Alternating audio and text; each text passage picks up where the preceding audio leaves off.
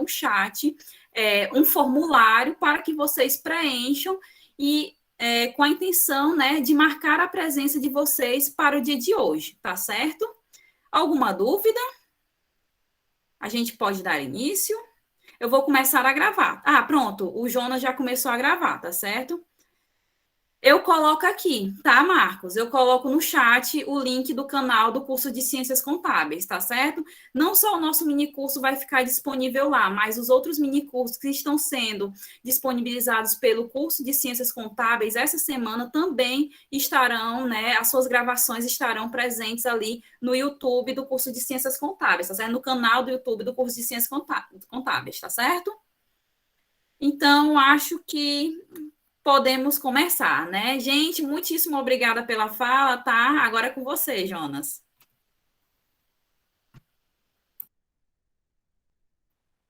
Boa noite, pessoal. Estão me ouvindo bem?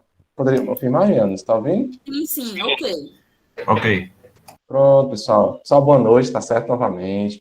Meu nome é Jonas Rafael, tá certo? Eu sou aluno do 7º semestre do curso de Ciências Contábeis, tá? Eu sou monitor do professor Samuel da cadeira de Finanças Públicas e de Contabilidade Governamental, tá certo?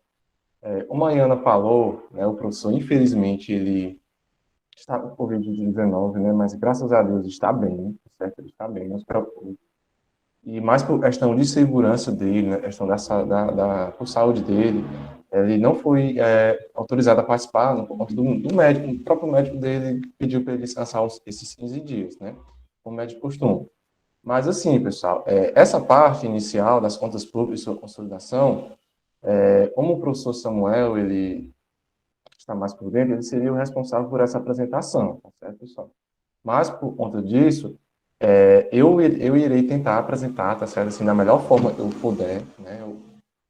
Eu peço desculpas também se tiver algum erro, alguma coisa que eu não saiba no momento, se não soubermos amanhã, nós vamos anotar as dúvidas, e amanhã, a primeira coisa a fazer é responder essas dúvidas que não foram sanadas, tá certo? Mas, assim, visando quase o curso, na verdade, na realidade, a verdade é que quase o curso ia ser cancelado, né? Mas aí nós entramos em contato com a pró-reitoria, pedimos autorização para continuar sem um professor, para que todos, e né, mais de 100 alunos não fossem prejudicados, tá certo? Então, eu peço que vocês se compreendam, tá certo? Essa nossa limitação. Claro, não vai ser a mesma coisa do professor Samuel apresentando, né? Mas eu espero que todos vocês seja proveitoso para todos. É um aprendizado para todos, para mim, para a Ariana, né? Talvez principalmente para mim, né? Um aluno também, tudo. Mas eu espero que seja muito proveitoso para todos vocês, tá certo, pessoal?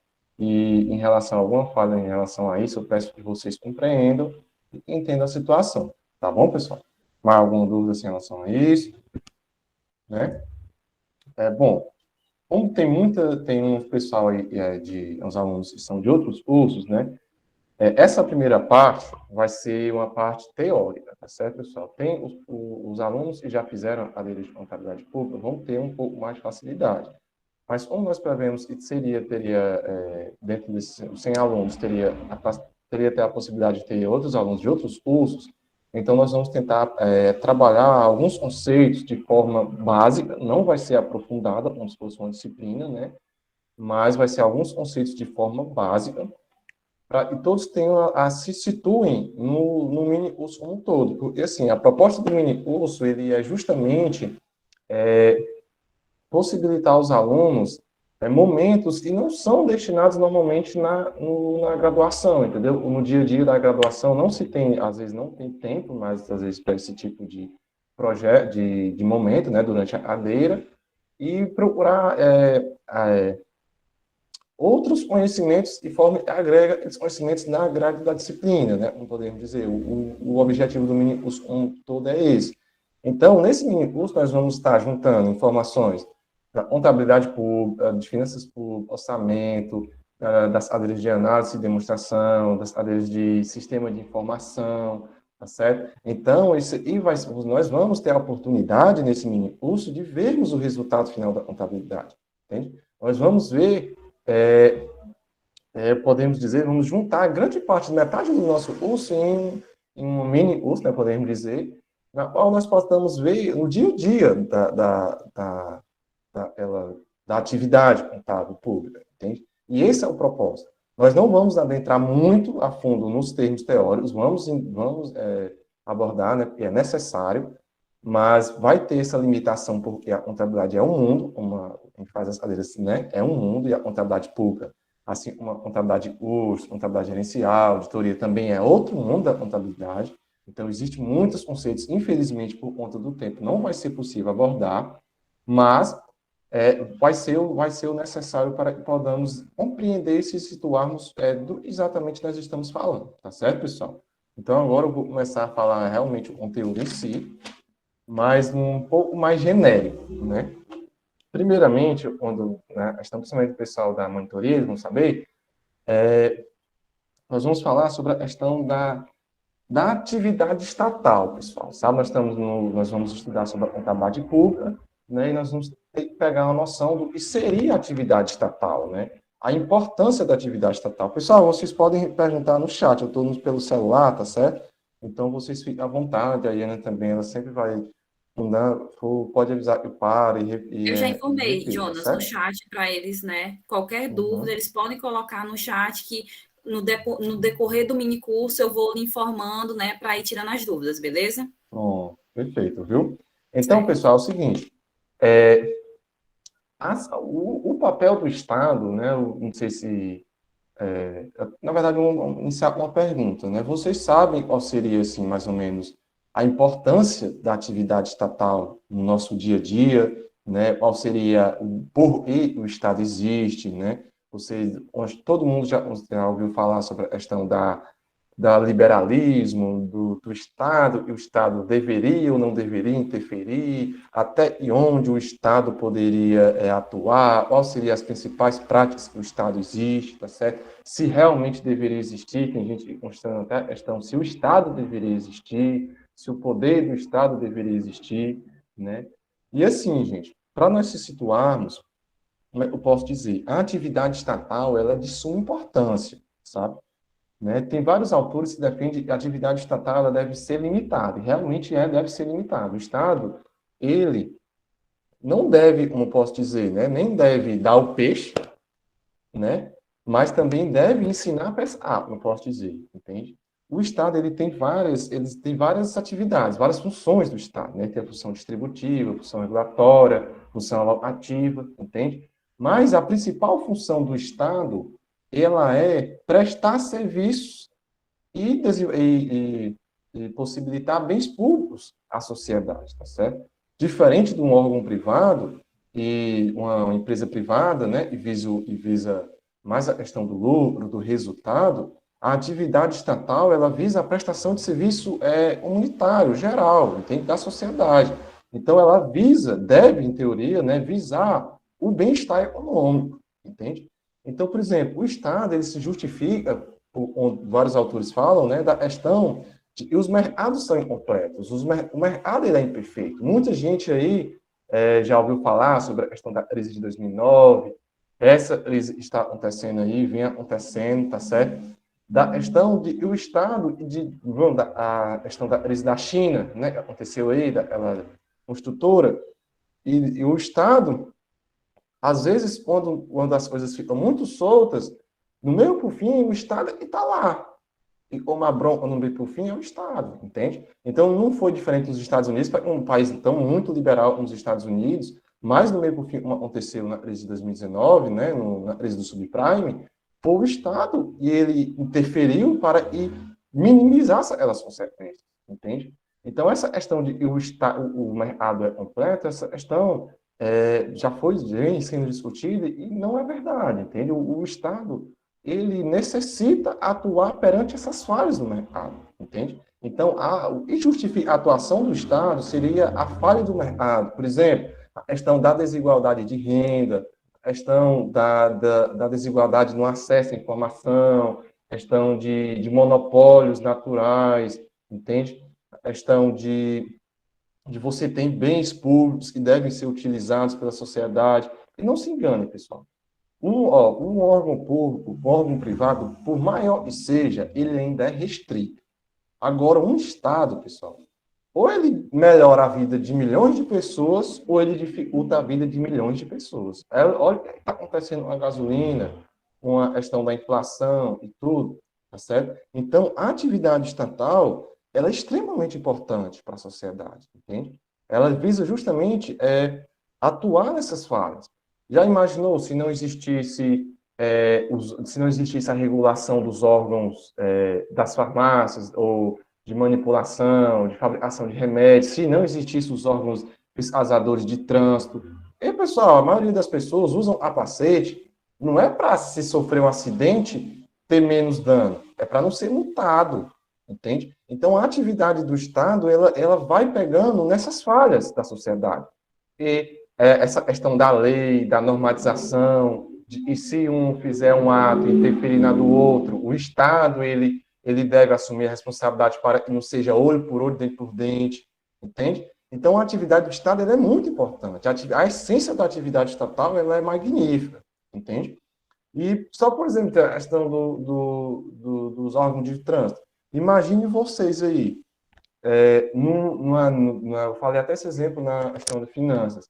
Vocês em duas avenidas, né? Duas avenidas em 6 horas da noite, duas avenidas extremamente movimentadas. 6 horas da noite, horário de pico, e o sinal lá, o sinal quebra. E não tem nenhum guarda por perto, não tem nada. O que acontece, pessoal? Hã?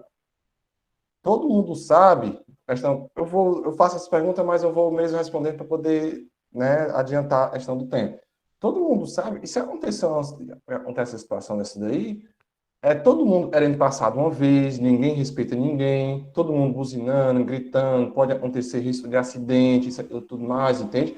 E todo mundo é passar de uma vez, todo mundo é passar na mesma hora, mas ninguém vai, ninguém vem, tá certo?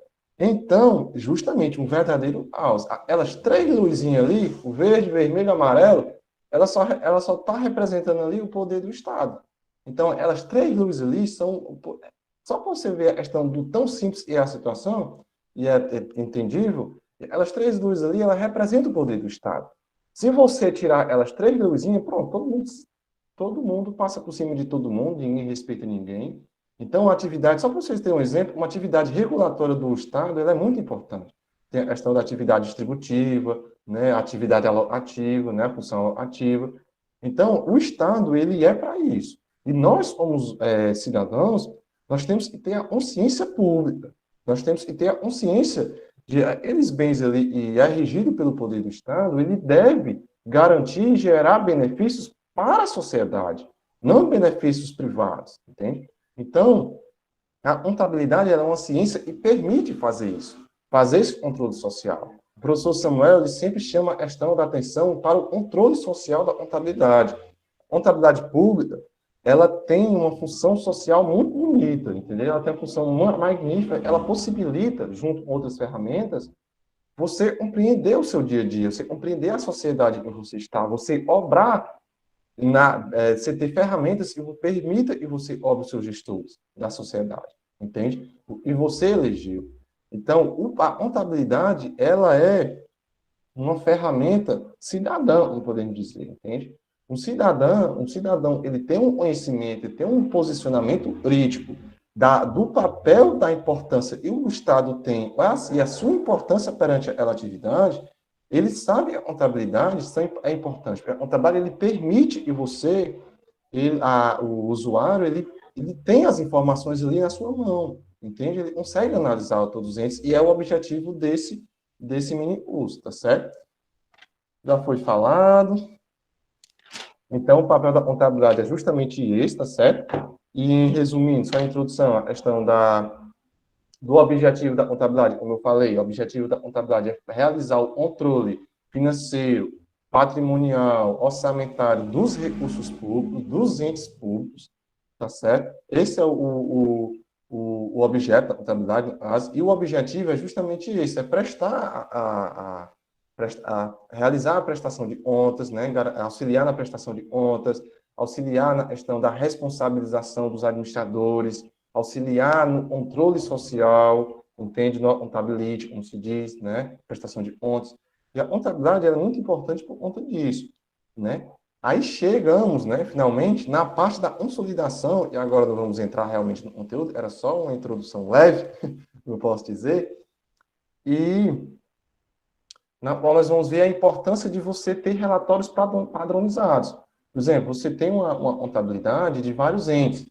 Então, por exemplo, se você tem um ente estadual e municipal, a contabilidade de ambos são as mesmas. Claro que a movimentação é muito maior, mas você consegue extrair essas informações de forma padronizada, entende? Então, por exemplo, o objetivo da contabilidade como um todo, né, ela é refletir o resultado uniforme das operações e a verdadeira situação econômica, patrimonial e financeira dos órgãos, das entidades indiretas, né, vinculadamente da federação. Então, a contabilidade ela se aplica a todos os entes órgãos públicos, como o Estado, o governo, né, e estatais independentes não, né, estatais dependentes, fundações, que nem a fundação da AUS, a UES é uma fundação, ela utiliza a contabilidade pública, tá certo? E a contabilidade pública, como eu falei, é um meio do controle social e de tornar o processo administrativo, né,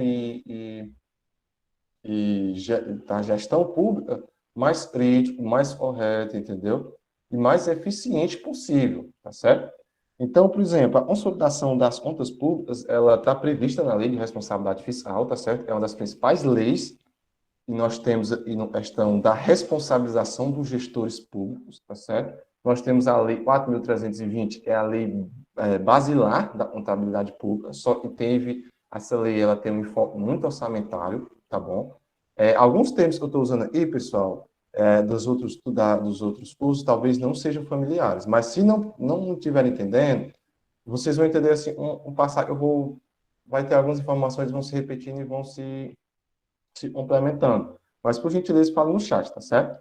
Então, essa lei de responsabilidade fiscal, ela é um marco, tá certo? Na contabilidade pública, e ela responsabiliza, ela dá meios, mecanismos para que os gestores sejam efetivamente cobrados, entende? Antigamente mesmo, antes dessa lei, né, você tinha um órgão, ele não sabia quanto era que gastava durante um ano. Você tinha um órgão, ele não sabia quanto era que estava devendo. É a mesma coisa de você estar dentro da sua casa, do seu orçamento familiar, você comprando e comprando sem saber o que está gastando. Ou você não sabe o que é que vai pagar, quais são as suas obrigações, não sabe quais são os recursos que você vai ter disponível para arcar com essas obrigações, entende? Se alguém chegar a perguntar, você está... como é que está a sua situação financeira hoje? Eu não sei. Eu não sei quanto é que eu tenho, quanto é que eu vou ter, quanto é que eu gastei. E isso era algo, assim, extremamente danoso à população, entende? Você não ter esse controle era algo, assim, extremamente maléfico à população como um todo, por não possibilitar essa cobrança. Entende? Hoje você tem o portal da transparência, e às vezes não é tão transparente assim, né? Você tem vários outros sistemas, outros órgãos que auxiliam, como o TCU, né? A questão dos órgãos que fiscalizam a questão da responsabilidade pública, né? Dos gestores públicos, entende? Então, essa parte, ela é muito... essa lei foi muito importante, tá certo? Nós temos o Manual de Contabilidade Aplicada ao Setor Público, tá certo? E ele também junto com a Lei de Responsabilidade Fiscal, né? Eles são as leis que instituem o que deve ser feito e o manual ele institui como é que deve ser feito, tá certo? Publicado pelo STN toda vez em 2019, né? Que é o Secretaria do Tesouro Nacional, é o responsável por essa consolidação, tá certo? E tem vários autores e fala e defende, né, diferente dos órgãos privados, a agregação da consolidação dos órgãos públicos é feita apenas simplesmente, né, uma agregação de saldos, a soma de uma mais entidade. Então, você tem uma entidade que pertence ao mesmo órgão, por exemplo, tem um órgão você tem a CEPLAG, você tem a UES, podemos dizer, e você consolida todo no balanço do Estado. Então, aqueles saldos ali, as contas, por exemplo, você tem as contas caixas, você tem as contas fornecedores, você vai agregando aquele saldo de forma que represente a totalidade. Antigamente não existia isso daqui, certo? E isso possibilitou um grande avanço, tá certo? No controle social, possibilitou um grande avanço na questão da responsabilização, tá certo? Você ter umas informações consolidadas do município, que é o caso que nós vamos tratar, você ter a informação consolidada, né, de todas as informações de um estado, de uma região, né? Você tem a informação consolidada da União, de todos os órgãos da administração da União, isso é fantástico, entende? Você consegue ver onde foi, para onde foi, onde foi o recurso, por que foi gastado mais nisso, em vez disso, tá certo? Então, a contabilidade ela tem esse objetivo mais nobre, né, na contabilidade pública, tá certo? Como falei, a contabilidade pública ela é feita pela STN, né, a consolidação, e divulga anualmente o balanço do setor público nacional, que pode ser consultado no site do STN, tá certo? Aí, como eu falei, a contabilidade, como as demonstrações todas que nós vamos ver, a contabilidade como um todo, ela é uma ferramenta e possibilita a prestação de contas, tanto nos órgãos fiscalizadores, quanto no controle social, e possibilita a questão da tomada de decisão, entende? Você consegue interpretar, nós vamos ver os exemplos nos outros dias, você consegue interpretar aqueles números, às vezes é 0,1, 0, mas você tem que saber interpretar. Você consegue interpretar, e a partir dali você sabe se um órgão está bem ou se não está, se está gastando muito, se não está, se depende muito dos repasses do governo federal ou do estadual, por exemplo, o município, né? Se depende muito dos órgãos estadual, se ele está cumprindo com a sua obrigação de arrecadação tributária, se ele cumpriu, por exemplo, o órgão federal, se ele cumpriu com previsto para a repartição e distribuição para os outros entes, tá certo? A contabilidade, ela prevê, ela possibilita tudo isso daí, pessoal, tá certo? Como falei, né, posição financeira de governo, desempenho e fluxo de caixa. A contabilidade é uma ferramenta, assim, magnífica, eu sou suspeito a falar, mas realmente é. Quando você conhece, você entende a importância dessa ciência como um todo, dos demonstrativos, né, da questão do papel social, ela entende. Eu sempre vou ficar falando dessa questão do papel social, da importância, do objetivo, porque quando se tem em mente e estuda tal coisa, acho que as coisas ficam mais fáceis. Então, o principal objetivo desse curso é vocês saírem daqui com um pensamento mais crítico, entendeu? Pensamento de saber, não é obrigado você a ser formado em contabilidade, para você ter um posicionamento crítico em relação ao seu bairro, à sua cidade, entendeu? Questão de uma obra pública. E, por exemplo, você tem uma ponte que vai de nenhum lugar para lugar nenhum, entendeu? Só e gasta recursos públicos, ele é nosso, né? E não se enganem, pessoal. Não existe nada de graça. Se você não paga, alguém paga. Se você não paga diretamente, você paga indiretamente. Às vezes você, isso aqui é de graça mesmo. Não, não tem nada de graça.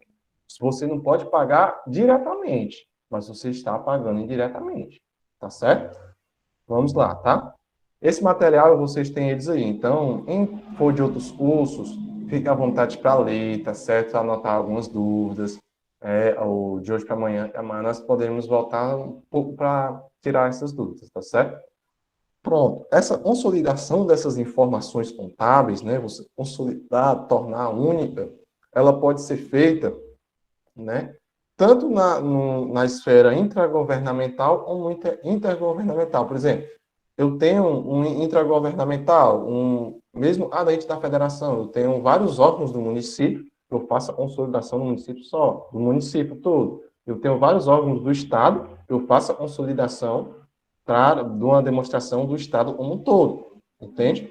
Então, é como se fosse uma pirâmide, ele vai pegando aqui o todo, vai juntando e vai subindo até chegar ao consolidado, o resultado final lá em cima. Né? Você consegue ver tanto o todo quanto o individual, tá certo? E o intergovernamental é quando você tem, por exemplo, a consolidação nacional, né, do balanço do setor público nacional. Pessoal, não estou indo muito rápido não, né?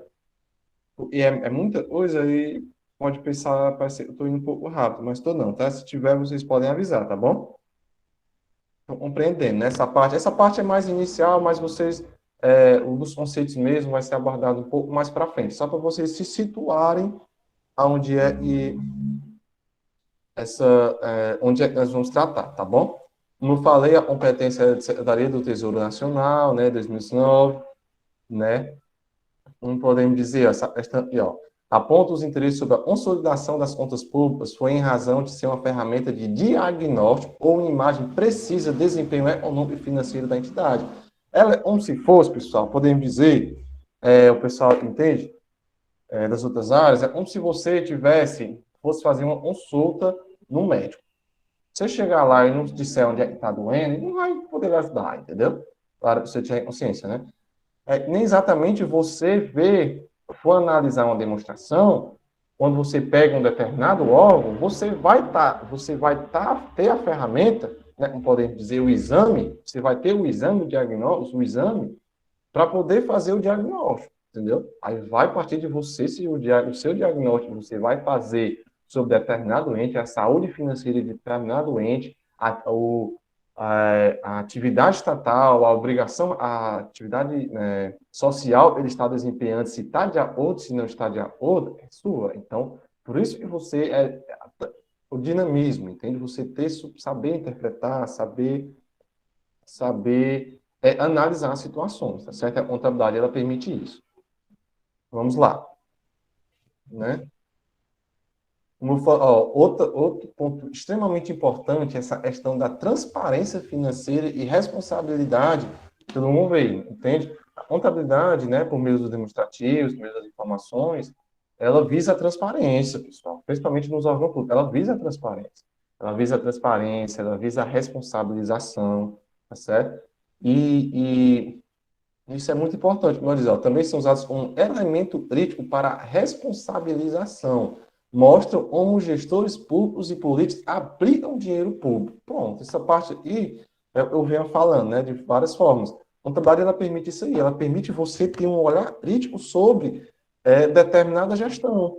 Você percebe, vocês, um exemplo não ter, e às vezes o órgão, ele pode estar, como eu posso dizer, fiscalmente, na lei de responsabilidade fiscal, como foi citada, ele pode estar bem, mas quanto à questão da gestão do objetivo social, será que ele realmente alcançou aquele objetivo social? Será que uma obra, determinada obra ali, está dentro dos conformes da responsabilização, dentro da lei e tudo, mas será que aquela obra ela está prestando serviço à sociedade? Se aquela obra, aquele serviço está realmente agregando valor à sociedade? Entende? Essa é a pergunta. Saber se a atividade estatal ela está agregando valor à vida das pessoas. Entende? Se ela está trabalhando para melhorar a vida das pessoas. Se ela está trabalhando para facilitar a vida das pessoas, se ela está trabalhando para ajudar a sociedade a se desenvolver socialmente, assim, né? Socialmente, politicamente e humanamente, tá certo? Então, esse é o objetivo final da contabilidade, dos demonstrativos e da atividade estatal, como um todo, tá certo? Vocês compreenderam, né? Aí outra coisa também, ó, o objetivo, como ele cita, evidenciar a posição orçamentária, financeira e econômica das entidades. Você consegue ver a questão do orçamento, o que foi previsto, o que foi gasto, você consegue ver a atividade financeira, o que foi pago, a questão de o que foi empenhado, que nós vamos ver depois, empenhado, liquidado e pago, entende? A questão econômica, se está com recurso, se o ente está muito endividado. Todo mundo aqui já ouviu falar sobre a dívida pública, e todo ano só cresce. Mas você sabe de onde é que vem essas dívidas? Existe essa dívida? Nós vamos entender isso aí. Às vezes muitas pessoas escutam entender, a inflação do governo tal, tá nisso, ou o real está desvalorizado perante as outras moedas por conta de tal atividade estatal. Então, a atividade estatal foi privatizada, entende? Ou um determinado ente foi penalizado, entende? Então, tudo isso aí está no nosso dia a dia. Olha, isso é a maior verdade. É a todos. Se aplica isso aí a todos, tá certo? Não, se você é um cidadão e vive em sociedade, isso aí vai se aplicar a vocês. Vocês vão ser afetados diretamente ou indiretamente pela ação do governo, pela ação de outras pessoas. Então, você ter esse posicionamento crítico, ele é muito importante, tá certo? E a contabilidade, e esse processo de consolidação das informações, de reunir as informações em um demonstrativo único, ele possibilita se iniciar esse orçamento, né, a posição orçamentária, financeira e econômica das entidades. Ó. E os seus parâmetros e limites de referência devem responder, entre outras coisas, ao requisito de publicação e ou comunicação do relatório financeiro e contábil, ou seja, a transparência. Deve resolver a transparência, tá certo? Os principais objetivos, diferente da questão do um pouco mais do privado, do órgão público, é possibilitar essa transparência, essa responsabilização, essa prestação de contas, tá certo? Perante toda a sociedade, tá bom? Como eu falei, ó, tem 5 propósitos: informação, né? Tomada de decisão, responsabilização, avaliação de risco, melhoria das estatísticas das finanças. Essa consolidação pública, as demonstrações contábeis, a contabilidade pública, né, por meio da consolidação pública, né, os demonstrativos, ela permite tudo isso aí, ó, informação, tomada de decisão, a responsabilização, prestação de contas, transparências, tá certo? Você consegue ver as estatísticas dos órgãos, por exemplo, quando um governo, quando um prefeito, um governador, ele assume, né, o seu mandato, ele estuda o que foi que aconteceu para trás, teoricamente, né, deveria estudar o que foi que aconteceu para se poder se planejar, para saber onde está mais precisando, para saber onde foi mais gasto, se realmente foi vantajoso, se não, se teve retorno, se não teve, tá certo? Então, tudo isso aí permite, tá certo? Mostra. Isso, justamente. A consolidação, esse ponto foi começado por ele, porque é o seguinte, como eu falei, ele permite você extrair informações, viu, Marcos, de municípios. Você permite extrair informação, como aluno da UES, você poderia ter acesso às informações, né, no site da UES, das demonstrações da UES também. Entende? Você tem acesso tanto de forma individual como consolidado. Individual, uma prefeitura, um órgão público, entende? Consolidado também do Estado, da atividade estatal, né, do governo estadual, você tem uma consolidação das contas públicas do governo nacional. Já pensou?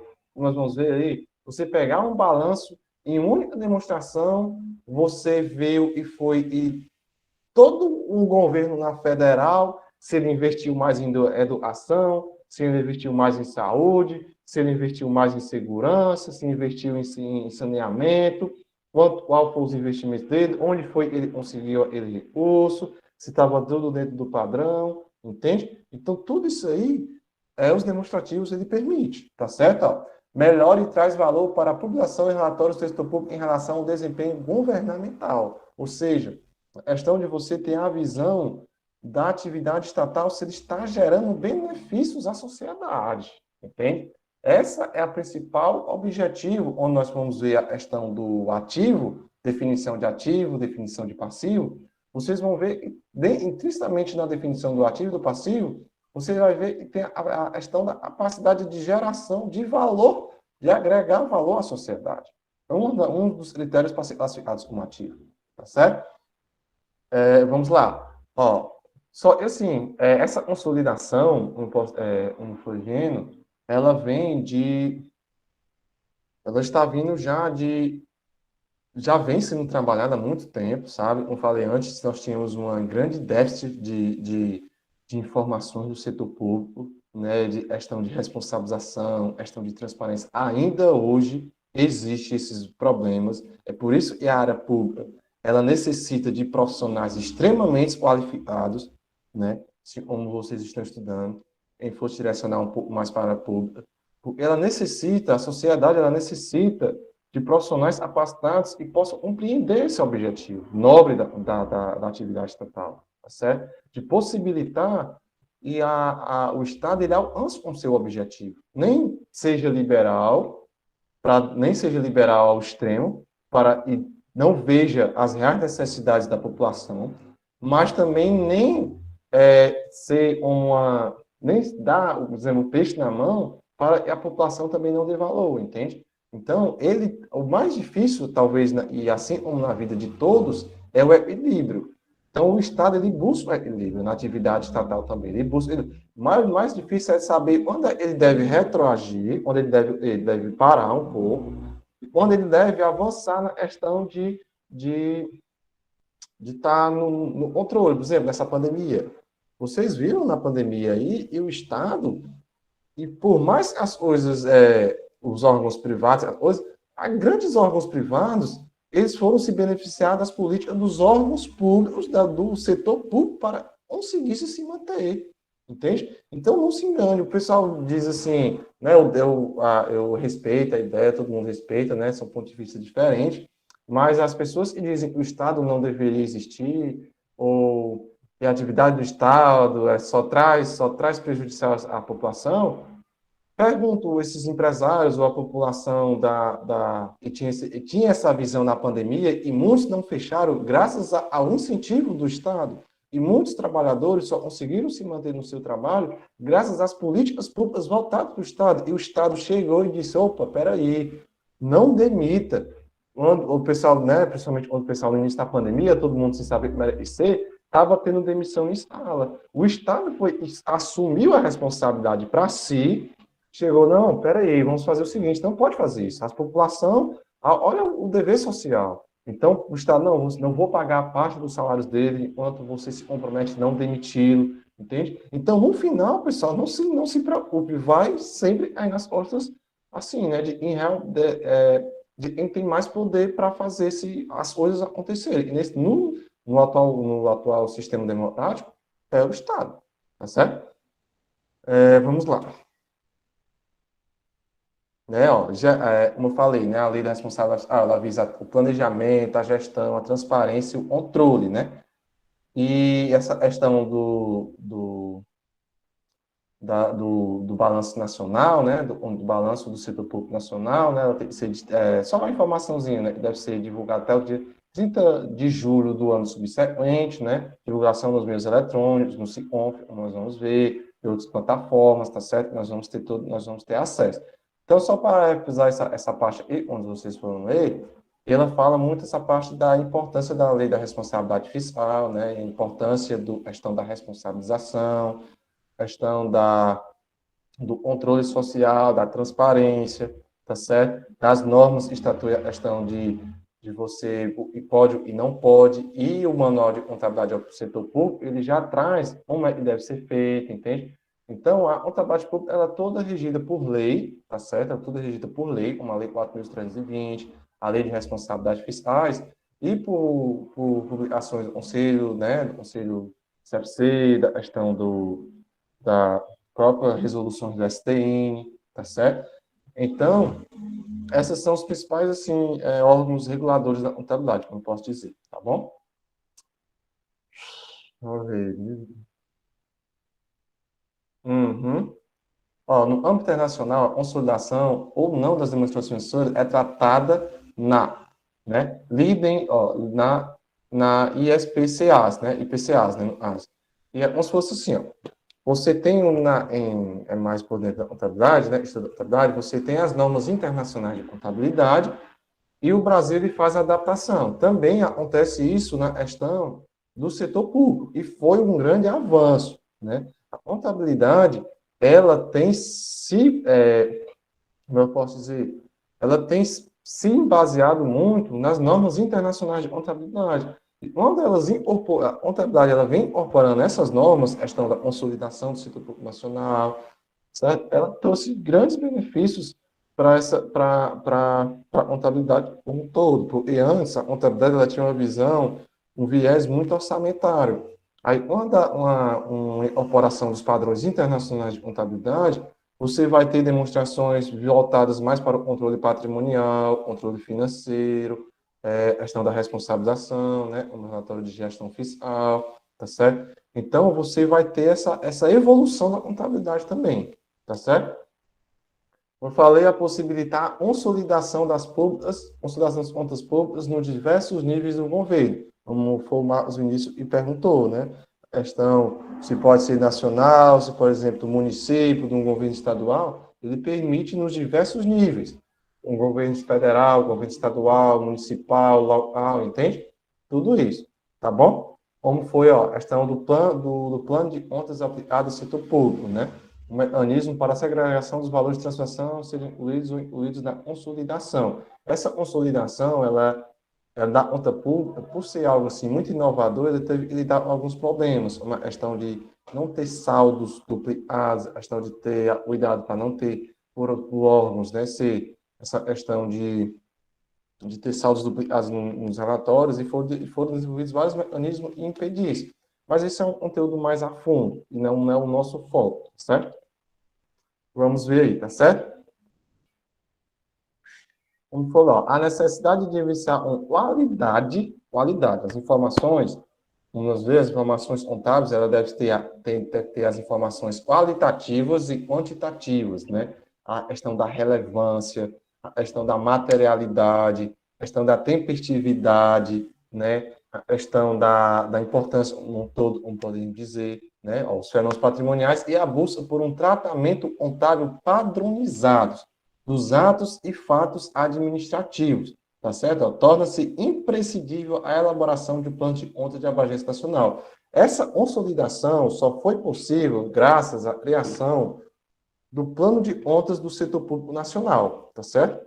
E ele é um plano de contas único, tá certo? Onde você tem um elenco de contas, na qual vários órgãos, eles lançam as contas de acordo com a sua atividade principal. O órgão de educação, ele vai utilizar mais contas voltadas à questão da prestação de serviço, educação e toda aquela coisa toda. Aí, esse plano de conta, por ser um plano padronizado, foi ele que possibilitou a consolidação. Se você fizesse a consolidação do órgão estadual, da consolidação do órgão federal, porque se você tem um ativo ali, por exemplo, você tem imobilizado no órgão federal, imobilizado na UES, na UFC, né? Por exemplo, não, estadual, na UES, na CEPLAG, né? Na questão da Secretaria de Educação. Aí você vai juntando, quando você pega o demonstrativo, o plano de contas padronizado, foi ele que possibilitou. E já imaginou? Você tem um plano, se cada um ente tivesse um plano de contas distinto, como é feito no setor privado, tá certo? Então, essa padronização do plano de contas foi e possibilitou a elaboração das consolidações dos balanços estadual, municipal e federal. Porque, assim, na Lei 4.320, de 64, ela só dizia que deveria ser feito um balanço do setor público nacional, mas não dizia como ele deve ser feito. E, né, com o passar do tempo, estudando, se aprimorando os mecanismos, com o avanço da tecnologia e tudo, foi possibilitada esse grande avanço, que é um grande marco, o plano de contas no setor nacional, porque você já imaginou, você tem, por exemplo, você tem a definição de receitas de capital no Ceará, vai ser a mesma classificação que vai ser feita num órgão público, na receita de capital, despesa de capital, lá do Rio Grande do Sul. Então, você possibilita essa padronização das informações. Quando as informações são padronizadas, elas ficam elas tornam-se muito mais eficiente e eficaz, porque fica mais claro, às vezes você consegue analisar um conjunto de informações muito mais rapidamente, tá certo? Então, essa foi a contribuição do plano de contas, tá certo? Vamos ver. Então, pessoal, essa primeira parte aí, deixa eu ligar esse ventilador. Essa primeira parte, estou suando. Essa primeira parte foi essa parte da introdução, né, da contabilidade como um todo, né, que a contabilidade, ela visa, né, ela controla, né, ela controla, fiscaliza, ela assume a questão da transparência dos entes públicos, né, o objetivo da contabilidade, o objeto da contabilidade é o patrimônio público, tá certo? É o patrimônio público, ela visa o objetivo, ela visa possibilitar a transparência, a responsabilização, a prestação de contas, né? Vimos também essa parte introdutória, a questão do porquê da atividade estatal e do porquê existir esse controle, né? Da importância do controle social, tá certo? Da questão da consolidação, de você ter várias informações né, vários demonstrativos, você consegue consolidar em um único demonstrativo, você analisa, você tem a visão de um todo, e aí, se você quiser analisar o estado como um todo, você analisa, se você quiser analisar determinado ente, você também analisa, tá certo? Então, tudo isso é a contabilidade, tá certo? A contabilidade, na definição propriamente dita, né, de contabilidade, ela é justamente essa questão de visa, né, a contabilidade visa gerir o patrimônio, no caso, o patrimônio público, né? Só e na parte pública, ela tem um viés mais, como eu posso dizer, mais social. Ela tem um viés mais, como eu posso dizer, ela tem um viés mais assim, abstrato. Não é só a questão do bem material, entendeu? Ela visa também a questão, e hoje nós falamos muito na questão do setor privado, a questão do equity, tá certo? A questão do equity, podemos dizer, é tipo assim, você tem um determinado ente, uma determinada empresa privada, e ela é a maior empresa do mundo, né? Por exemplo, o antigo Facebook, né? Por exemplo, ele era uma das maiores empresas do mundo, mas eles não tinham muito imobilizado, não tinham frotas, não tinha enormes instalações. Mas o valor perante o mercado era enorme. Como, por exemplo, você tem a Microsoft, entendeu? A Apple, né? Ela tem um valor, ela agrega um valor muito alto. Então, a contabilidade hoje, antigamente, nós tivemos uma evolução muito grande. E antigamente você tinha um controle só orçamentário, entendeu? Só na lei orçamentária, nas leis orçamentárias, não vai ser o foco no nosso trabalho, tá certo? Mas aí o avanço teve esse controle mais da questão de patrimonial, questão orçamentária, fiscal também, tá certo? Mas hoje nós percebemos, o professor Samuel sempre fala, ele sempre chama atenção a essa questão de você perceber a evolução da contabilidade pública. A evolução da contabilidade pública, ela está evoluindo para um aspecto mais subjetivo, como eu falei, da questão de você analisar o quanto de valor os entes agregam à sociedade, entende? E esse valor, essa agregação de valor, é o equity no setor privado, tá certo? Então, essa visão de você ter essa visão de a contabilidade ela tem um viés de controlar, gerenciar o patrimônio público, né? Ela é corretíssima, foi um avanço muito grande, mas hoje, né, e a tendência, e ela sai um pouco mais dessa área meramente controle, né, de entra, sai, a coisa toda, e vá para uma área mais de gestão, como podemos dizer, né, e possibilite uma questão, as demonstrações, né, possibilitam uma questão, uma visão mais ampla, uma visão de geração de valor, de aspectos mais subjetivos, os aspectos qualitativos. Tá bom, pessoal? Alguma dúvida sobre essa parte introdutória? Podem responder, tá? Pelo menos no chat até agora, nenhuma, Jonas. E aí, Anny, tá dando certo? Tá dando certo, tá ótimo. Pronto. Deixa eu só ligar o computador, tá? Tá certo.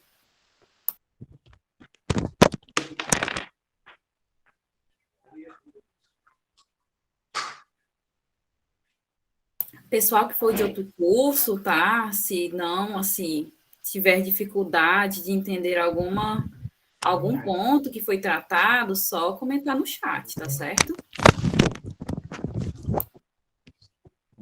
Né? Show, pessoal. Então, ó, pessoal, da uso social, né? Pronto, assim, então, essa parte, pessoal, é a parte introdutória. Eu acho que, eu não sei se alguém de outros cursos poder me falar aí, tá certo? Se conseguiu compreender a essência da contabilidade, a essência da contabilidade pública, a importância da atividade estatal. Se estiver tudo legal, vocês, por gentileza, podem falar, tá bom? Principalmente o pessoal que tem não ouvido esses termos, para poder, né, tentar falar de uma outra maneira, tá certo? Vamos lá, para o próximo tópico. Agora, essa parte aqui, nós vamos entrar na parte mais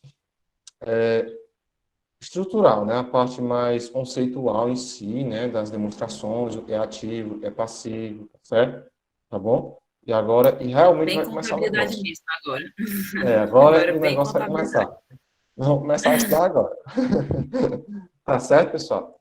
É, a NBC, principalmente as normas, né, brasileiras de contabilidade, a NBC, né, ela traz estruturas básicas, né, a partir das demonstrações contábeis elas devem ser elaboradas. Por exemplo, eu tenho as demonstrações no balanço patrimonial, eu tenho um lado do ativo, tá certo? E tem um lado do passivo. O lado do ativo, podemos dizer, né, no grosso modo, o lado, né, ela representa os direitos do ente, né? Os direitos, tanto para como terceiros, como para bens ou recursos, podemos dizer. Por exemplo, você tem um imobilizado ali, você tem um direito sobre ele, entende? Bens, você tem um bem, né? É um bem, você tem um bem e é o seu ativo, tá certo? Ou você tem uma determinada dívida e você tem que receber de terceiros, né? Um valor que você tem que receber, você é um direito seu, podemos dizer, tá certo? Então, as normas brasileiras de contabilidade, elas, como se fosse o CPC 00 do órgão privado, né? Da parte mais privada. E ele traz justamente a questão dos elementos que devem conter nas demonstrações. A partir dessas definições é que foram elaborados os planos de contas, tá certo? Ela traz o conceitos do ativo e passivo, né? Não, mas ela não especifica, assim, ela traz só os conceitos, mas não especifica os critérios de reconhecimento, como foi dito, né? Deve-se atentar para a ausência da irrealidade econômica e não apenas sua forma formal. Por exemplo, outra coisa também, uma observaçãozinha, e às vezes você tem um ativo, você tem determinada bem, e por ser um bem, ele poderia ser classificado como ativo, mas quando você vê a essência da realidade, podemos dizer, você tem um ativo e gera benefício econômico, e não está gerando benefício econômico. Então, em teoria, ele é ativo, ele não deveria ser reconhecido, entende? Então, você tem que ver justamente essa questão da realidade econômica dele, a questão se ele não está gerando, se ele está gerando valor econômico, se ele pode gerar valor econômico para a sociedade, entendeu? Tá bom? O ativo, né, ele é dividido em ativo circulante e ativo não circulante. O ativo circulante, por exemplo, as demonstrações elas são finalizadas no ano base, podemos dizer, no ano calendário, 31 de dezembro. Então, quando 31 de dezembro, você vai verificar de cada ano o que é que vai ser classificado e vai ser executado, né? E vai estar dentro do próximo ano, ou seja, dos outros próximos 12 meses, e vai ser classificado como circulante e não vai estar dentro desses próximos e vai ser, ou seja, após esse ano, após um ano da data da elaboração, ele vai estar classificado no ativo não circulante, tá certo? Mesma definição para o passivo circulante e passivo não circulante, tá certo? Aí ele vai já trazer mais a questão, ó. Vamos agora entrar a questão do ativo, passivo, da receita, que seria exatamente igual à variação patrimonial aumentativa, e das despesas, que seria a variação patrimonial diminutiva, contribuição dos proprietários e distribuição aos proprietários, tá certo? Esse aqui nós vamos entrar cada um por eles. Ó, nós temos aqui essa parte, nós estamos no balanço patrimonial, tá certo? Nós temos três elementos, nós temos três demonstrações principais. Balanço patrimonial, balanço financeiro e demonstrações de variações de patrimônio, de mutações patrimoniais, né? Desculpa. Tá certo? O ativo seria o recurso, né? Mais do pessoal do curso de contabilidade, seria o recurso controlado no presente pela entidade como resultado de evento passado, né? Você tem um recurso hoje e pertence à entidade, aquele órgão público, tá entendendo? E ele foi resultante de uma atividade passada, daquele determinado órgão, tá certo? Então, esse é uma da classificação que pode ser classificado como um ativo, tá certo? Assim, é uma definição no geral do ativo, né? Um recurso presente da entidade, resultado do evento passado. Só que no setor público, nós temos a diferença e ativo é um recurso com potencial de serviços à sociedade ou a capacidade de gerar benefícios econômicos. Então, no ente público, se você tem por exemplo, se ele adapta essa questão de ser um recurso controlado, recurso material ou imaterial controlado no presente, resultando do evento passado, beleza. Show, poderia ser classificado como ativo. Mas e se esse ativo não tiver potencial de geração de serviços à sociedade, de gerar benefícios, benefícios econômicos à sociedade, ele não deve ser classificado como ativo. Tá certo? Então, essa é a questão da subjetividade da área pública, e vai além da área privada. Tá certo? Você tem que ver essa questão subjetiva de gerar recursos, gerar benefícios econômicos. Tá certo? O passivo, agora, em os contabilidades, sabe, e ativo, seriam umas 2 ou 3 horas só para falar de ativo. Mas como seria a questão, o nosso foco, que seria mais apresentar os conceitos, infelizmente nós vamos ter que falar assim, um pouco mais por cima, tá certo? Mas apenas para se situarem, tá bom? E nos 3 dias nós sempre vamos voltar aos conceitos, tudo mais, vai ser na parte prática, vocês vão poder ver a aplicabilidade e vai ser mais fixado, tá certo? O passivo é uma obrigação presente, obrigação tem obrigação hoje, derivada de evento passado. Né? O ativo ele tem um recurso controlado no presente, derivado da atividade de um evento passado. No passivo, eu já tenho uma obrigação presente, derivado, né, do passado, cuja extinção deixa resultar na saída de recursos da entidade. Né? Essa é a definição geral, da contabilidade geral, de passivo. Né? Você tem um recurso da entidade, um recurso, uma obrigação. Né? Enquanto do lado do ativo você tem os bens e os direitos, no lado do passivo você tem as obrigações da empresa, né? Ou para terceiro ou para o sócio, no caso do público. Só e na questão no órgão público, existe a definição, e não necessariamente para ser um passivo, deve existir a necessidade de que haja saída de recursos, entendeu? Mas, não existe a necessidade de que a saída de recursos seja para gerar benefício econômico, pois a finalidade do público é a prestação de serviços, tá certo? Então, por exemplo, você tem só um exemplo, você tem uma obrigação, né? Você tem uma obrigação, mas não necessariamente aquela obrigação ali, ela deve resultar, tipo assim, ela deve, não posso dizer, em gerar benefícios, tipo assim, necessariamente econômicos, entendeu? Ela pode se instituir sem necessariamente gerar benefícios econômicos, mas que gera, por exemplo, a gestão de prestação de serviços, entende? Prestação não é o econômico, eu disse o financeiro, tá certo? Vamos ver o próximo. Questão do variações patrimoniais aumentativas, né? E seria uma relação patrimoniais aumentativa? Seria o conceito de receita.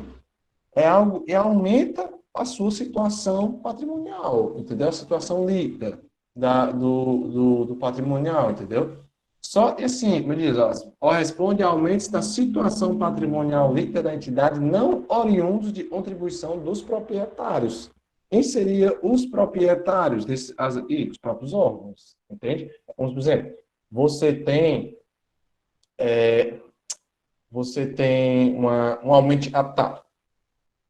Um aumento de capital, você está incorporando aumento de capital, por exemplo, no órgão privado, né? Por exemplo. Você, teoricamente, você não considera ele aumento de capital, por mais que seja um aporte do recurso, você não considera como receita, tá certo? Porque não veio da atividade principal da entidade, como podemos dizer, né? Foi um aumento de capital, um aporte de recursos dos sócios, entende? Então, nessa questão de aumento da situação, seria os impostos, entendeu? Seriam as contribuições sociais, na qual a população como um todo ele contribui para formar esse patrimônio do órgão, entende? Então, essas variações patrimoniais aumentativas são as receitas, são a questão das receitas tributárias, receitas de contribuições, tá certo? Então, essas aí é como se fosse a definição de receita para o órgão público, tá bom? Variações patrimoniais diminutivas são as diminuições, né, corresponde à diminuição da situação líquida, ou seja, você tem um ativo, passivo e patrimônio líquido. Quando você tem uma despesa, você está diminuindo a sua situação líquida, ou seja, você está tirando um recurso que você tem, você está pagando um pessoal, por exemplo, você está me dando determinado órgão que paga 100 mil por mês de pessoal. Ali é uma despesa, certo? Despesa corrente, como nós vamos ver depois, tá bom? Então, essa diminuição dos recursos, essa questão de você pagar, né, a questão do ter as despesas, né, do órgão público, essas variações diminutivas, é os mesmos conceitos de despesa, né, e resulta na diminuição do patrimônio, da situação líquida do patrimonial, certo? Situação líquida do patrimonial. Vamos ver, ó. Um reconhecimento do ativo, né? Satisfazer a definição do ativo, como for dizendo lá, qual seria a definição principal? Evento, recurso presente, né? Controlado pela entidade presente, resultante de um evento passado.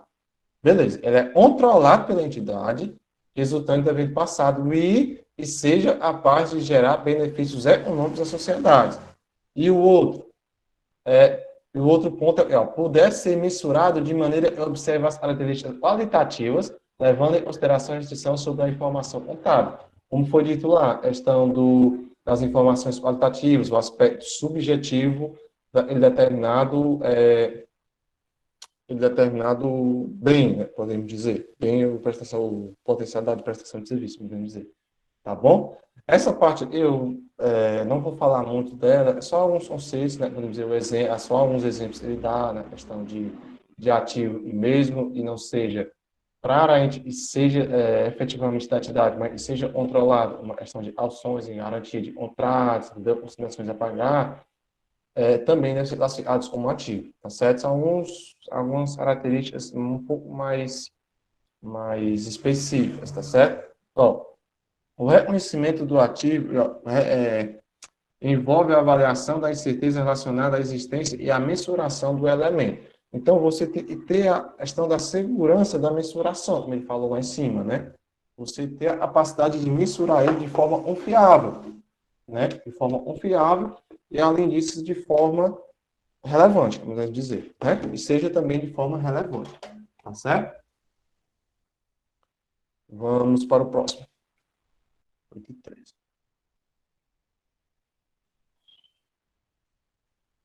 Aí entra na questão do ativo circulante, não circulante, né? Como estou dizendo, ó, os ativos devem ser classificados circulante, ó, estiverem disponíveis para realização imediata, tiver a expectativa de relação até 12 meses após a data dos demonstrativos contábeis, como falei, ou seja, disponibilidade imediata, como acho equivalente de acha, né? Recursos financeiros, em espécie, museu, ou em contas, você tem aquela disposição de imediata, tá certo? E se o recurso for realizado, né, se tiver a expectativa de realização até 12 meses após a data, por exemplo, eu tenho a data de balanço 12 de 2019.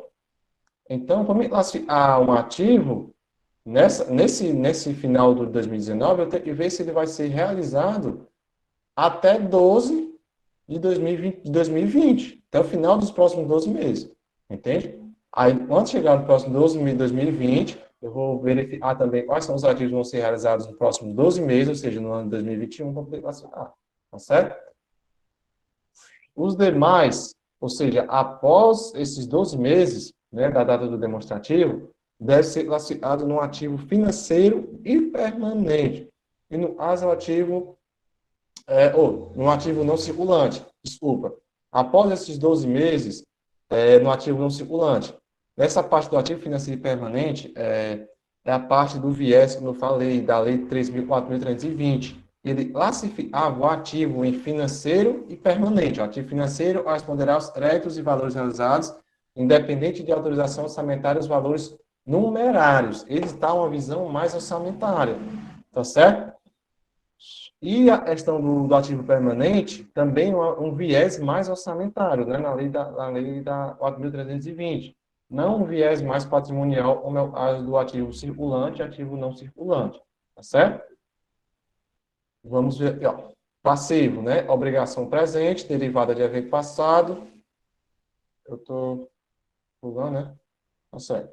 Falei, ó. Passivo, obrigação presente, derivada de evento passado, condição da abstração de recursos, né? Ela ocorre por fora da lei, né? Ela é por força de lei, né? Obrigação presente. Ocorre por força, ou não, obrigações não legalmente, então, possa ser evidenciado pela entidade. Você tem um passivo legal, né? Intralegal é o caso de você ter as obrigações que são legais por lei, As obrigações não são previstas em lei, mas são obrigações, certo? Né? Saída de recurso da entidade, né? O passivo deve envolver uma saída de recurso da entidade para ser extinto. A obrigação que pode ser extinta deve ser a saída de recurso da entidade, não é um passivo. Por exemplo, o perdão de dívidas. Você tem um passivo e você tem uma determinada dívida de 100 mil, um órgão, um município tem uma determinada dívida, um órgão estadual de 100 mil, e ele é perdoado em 50. A perda de perdão ali não seria um pagamento de um passivo. Ele vai entrar lá nas variações patrimônios aumentativas, porque não possibilitou a saída de recursos, entende? Então, ele já seria classificado como variação patrimonial aumentativa, porque ele tinha uma obrigação a pagar, não pagou porque foi perdoado, então não seria uma questão de um passivo em si, mas seria já uma variação patrimonial, tá certo? Ó, evento passado, né, obrigação presente, cujo resultado, evento passado, necessita de saída de recursos da entidade para ser extinção, né?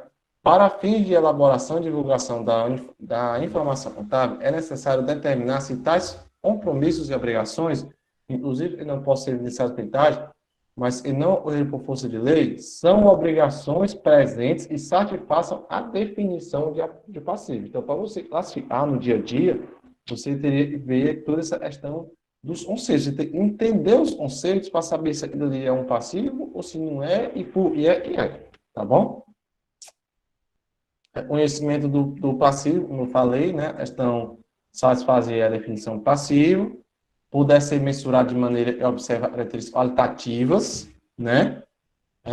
Levado em consideração as restrições sobre a informação contábil, né? Classifica também passivo circulante e não circulante, tá certo? E patrimônio líquido no final também, tá certo? E dessa definição de passivo circulante também, por exemplo, nos próximos 12 meses após a data do balanço, e passivo não circulante é após esses 12 meses, tá certo? Passivo financeiro e permanente também seria um viés orçamentário, tá certo? Um ponto de vista orçamentário na Lei 4.320, tá bom? Para não confundir muito, eu não vou falar muito sobre essa parte, mas só para você ciente, e tem essa classificação de passivo financeiro e passivo permanente, e você consegue extrair as informações dentro do passivo circulante e dentro do passivo não circulante, tá certo? E você tem essa questão da relação do passivo exigível, visão patrimonial e as etapas da execução orçamentária.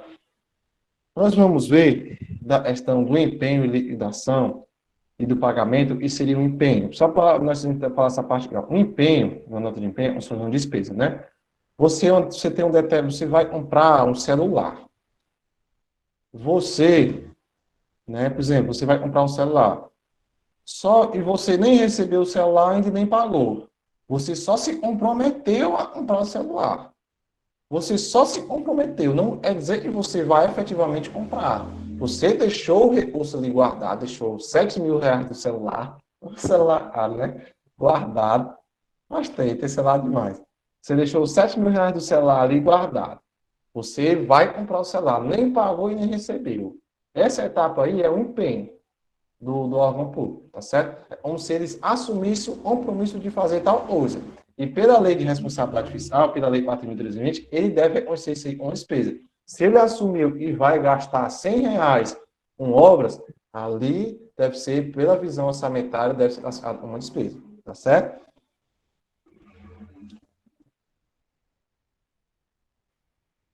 Sim, já eu falo, viu, senhor Antônio Isadora? Só termino essa parte aqui, ó. Aí, essa questão do empenho, né? Pronto, essa parte do empenho é como se você assumiu a obrigação, mas você nem recebeu e nem pagou. Pronto. Nessa questão do passivo exigível, quando você tem a visão do empenho, na questão visão patrimonial, não seria interessante você fazer essa classificação só apenas com empenho, entende? Na Lei 4.320, você classifica essa obrigação que você assumiu, mas ela não se refere a uma obrigação patrimonial, ou seja, um passivo exigível. Então, no empenho, ela não é um passivo, tá certo? Não é um passivo que deve ser pago, uma dívida, no caso. Agora, um passivo foi liquidado, Por exemplo, eu tenho um celular, um exemplo celular, né? Você tem um celular, aí você recebeu o celular. Você recebeu o celular, mas não pagou o celular, né? Se você não pagou o celular ali, se você já recebeu o celular, você já assumiu uma obrigação líquida e certa, tá bom? Se você já assumiu essa obrigação líquida e certa, aí ele deve ser classificado como, na visão patrimonial, como um passivo exigível, tá certo? Porque você já recebeu, já usufruiu dos benefícios, ou está usufruindo dos benefícios, mas ainda não pagou. Então, ali é uma dívida, tá certo? O passivo em liquidação é a questão de que você, nos órgãos públicos, principalmente essa questão, de situações que transcrevem um tempo muito maior, entende? Você tem uma determinada despesa e é feito em partes. Para você evitar a dupla contagem, você classifica esse meio termo em liquidação. E nem foi liquidado, mas também não está mais na fase de empenho. Está em processo de liquidação. Tá certo? Ou seja, está em processo de recebimento, de prestação do usufruimento do benefício. Então, tá certo? E o pagamento, né, relação do passivo exigível com relação ao pagamento, seria a questão do desembolso. Ou seja, na primeira situação do empenho, você apenas separou o dinheiro e se comprometeu a comprar um celular com determinada pessoa. Você nem recebeu o celular e nem pagou. Então, você apenas se comprometeu nessa obrigação de assumir, eu vou comprar celular. Na segunda situação da liquidação, você efetivamente já tem a obrigação, porque você já recebeu o celular e não pagou. Na questão do pagamento, você já está com o celular e agora você faz o desembolso, tá certo? Nas classificações do passivo exigível, na visão patrimonial, você tem a questão do passivo exigível vezes liquidação. Então, a melhor forma de você classificar o passivo é quando ele foi liquidado, tá certo? Ou seja, a obrigação já é líquida e certa. E agora nós vamos para o orçamentário, né? Balanço orçamentário. Deixa eu só mostrar um negócio aqui para vocês, tá, pessoal?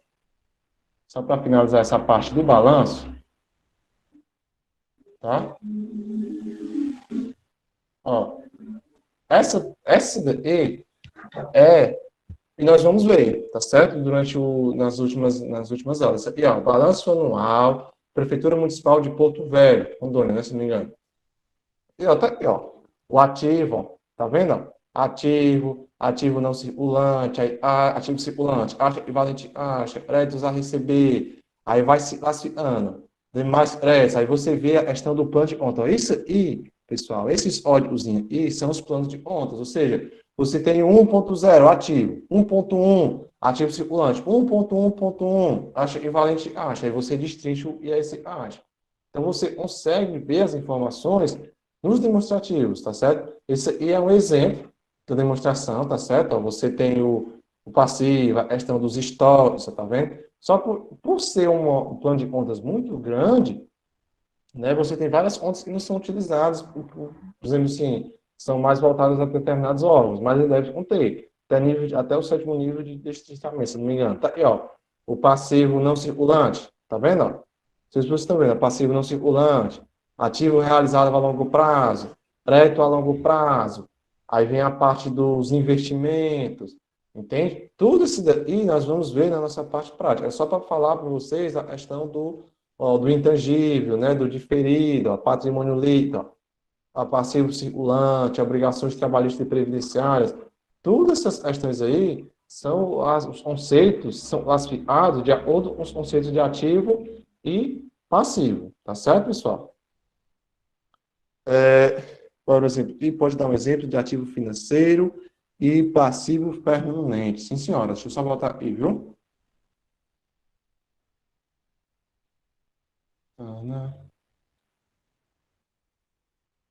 Ó, ativo financeiro, né? Aqui, ó, só a senhora Antonizadora. Ativos considerar os créditos e valores realizados independente da autorização orçamentária e os valores numerados.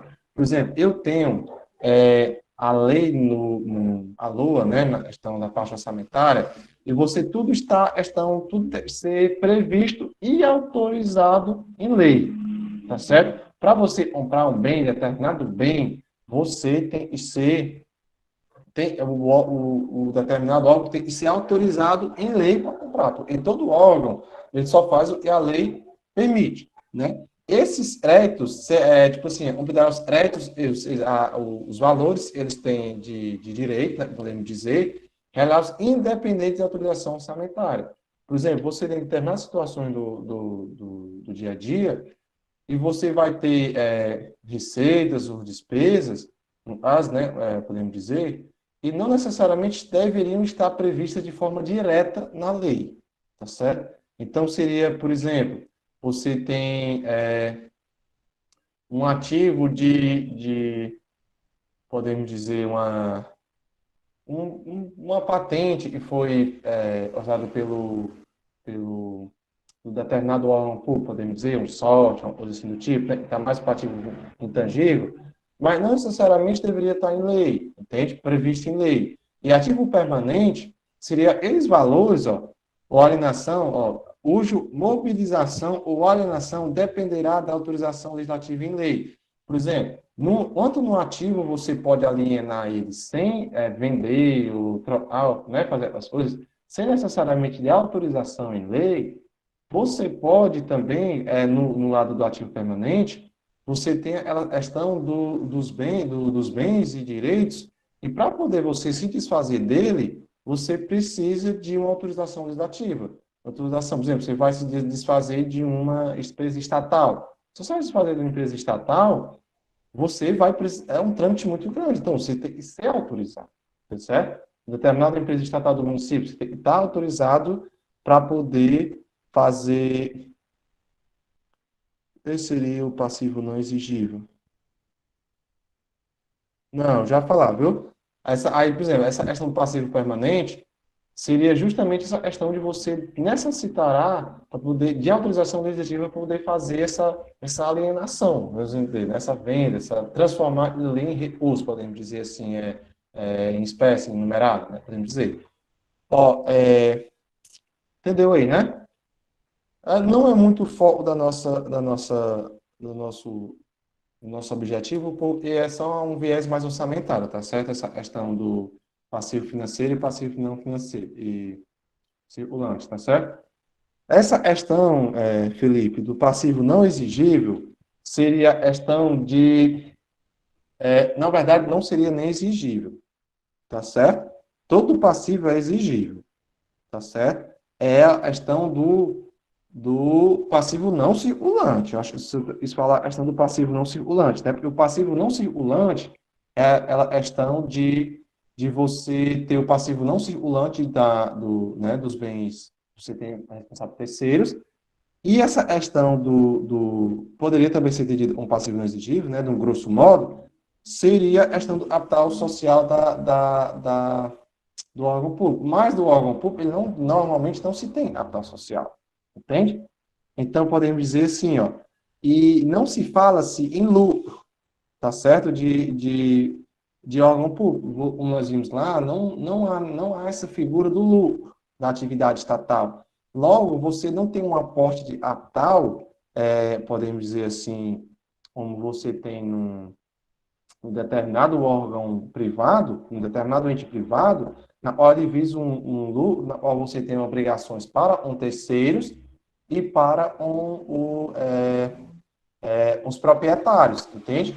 Essa exigível não é que seja efetivamente exigível, e todo passivo é exigível. A diferença é que uns são de terceiros e outros são da empresa privada, são dos sócios.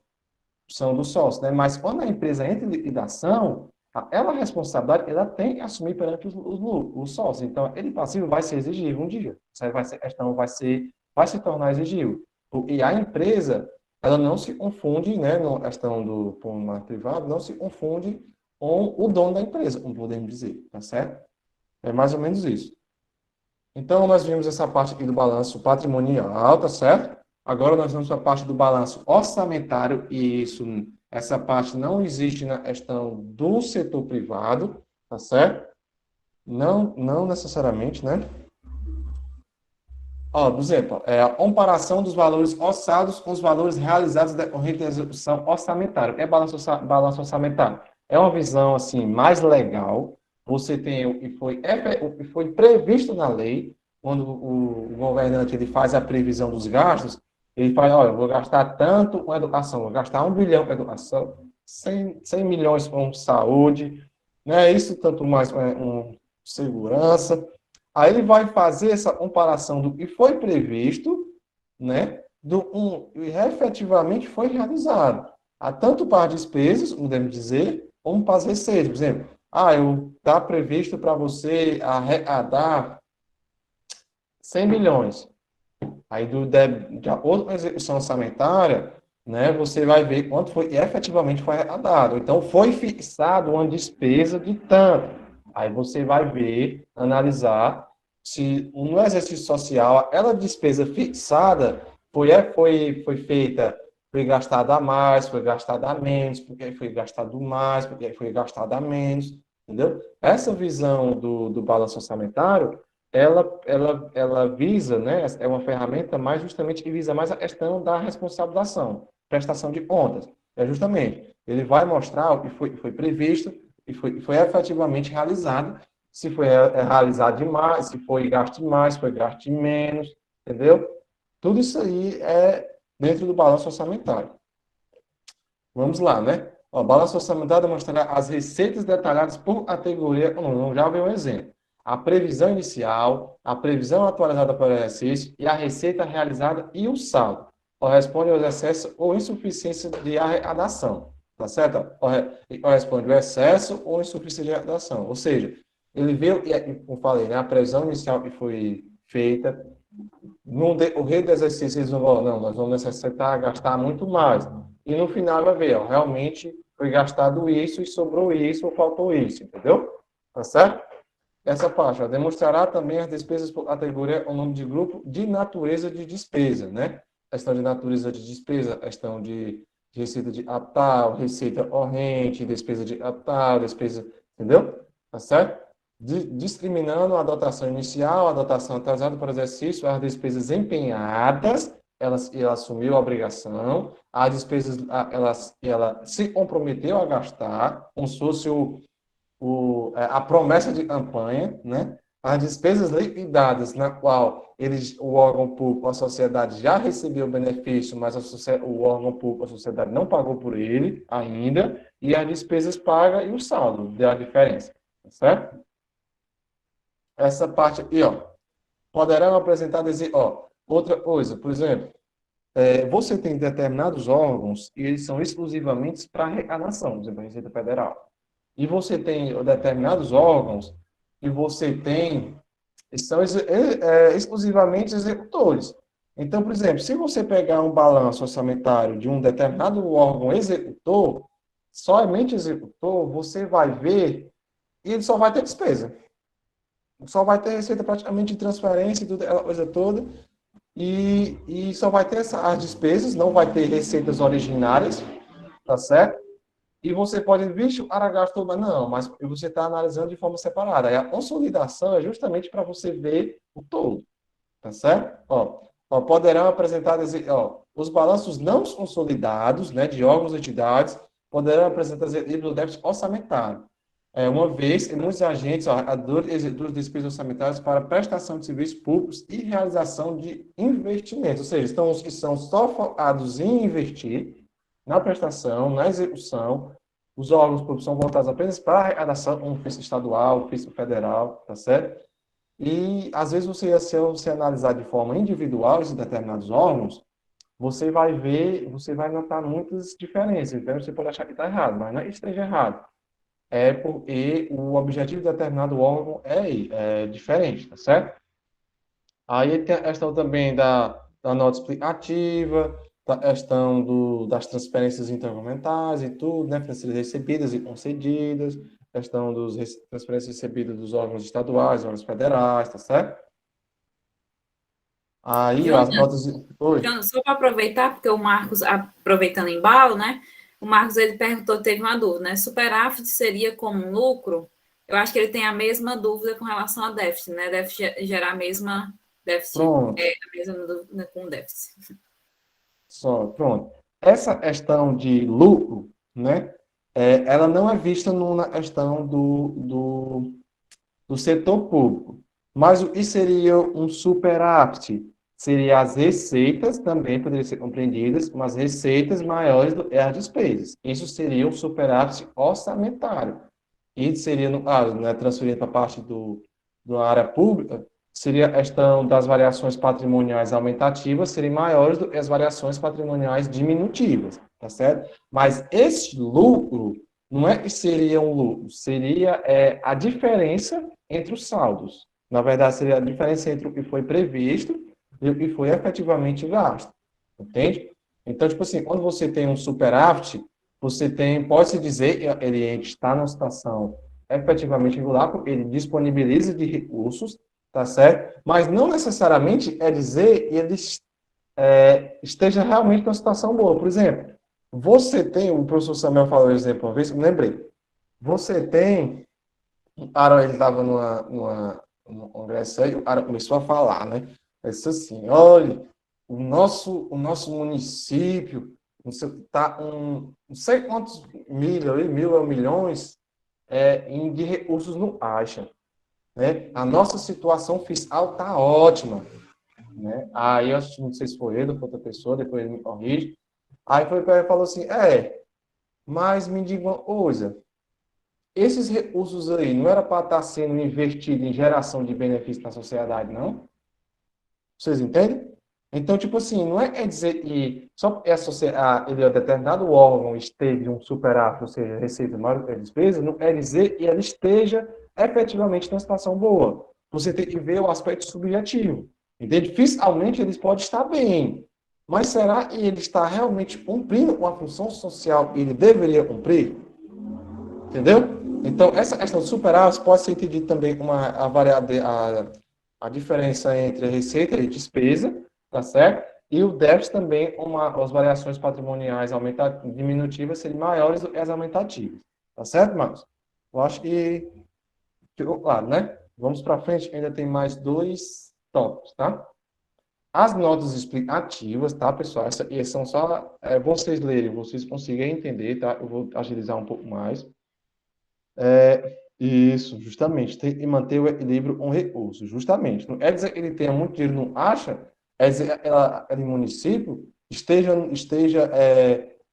efetivamente bom. E pode ser que ele esteja guardando aquele recurso para investir, transformar, vocês vão ver futuramente, né? Transformar em restos, em receitas não vinculadas, no caso, né? Onde passar o exercício, para poder investir em determinadas coisas e não sejam essenciais para a sociedade. Entende? Show, doutor. Vamos lá. Essas notas explicativas, e é só dizendo que deve conter nas notas, tá? A questão do regime orçamentário, a classificação adotada, e nem na questão do hoje, né? O período que se refere, né? Quais são as entidades que são abrangidas na consolidação, né? Quais são a questão da conciliação dos fluxos de caixa, quais são os parâmetros que foram utilizados, se tem alguma distorção, se não tem alguma distorção. Eu vou já botar, mostrar para vocês uma nota explicativa e de questão do balanço, tá certo?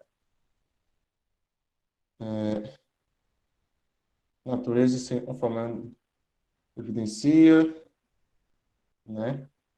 Nós estávamos, beleza. Nós estávamos aí na questão do balanço orçamentário, né? Nós estávamos no conceito ativo e passivo, questão do balanço orçamentário, tá? Eu vou mostrar agora para vocês, tá bom? Deixa eu projetar aqui novamente. Só para vocês verem, tá? Deixa eu ver se está aqui. Despesas por função. Pronto. Ó, gente. Não sei se vocês conseguem ver aí, tá? Ó, você tem a questão da despesa por função. Ó, despesas por função. Despesas orçamentárias, ó. Por exemplo, nós temos esse exemplo aqui, ó. Despesa orçamentária. Ó.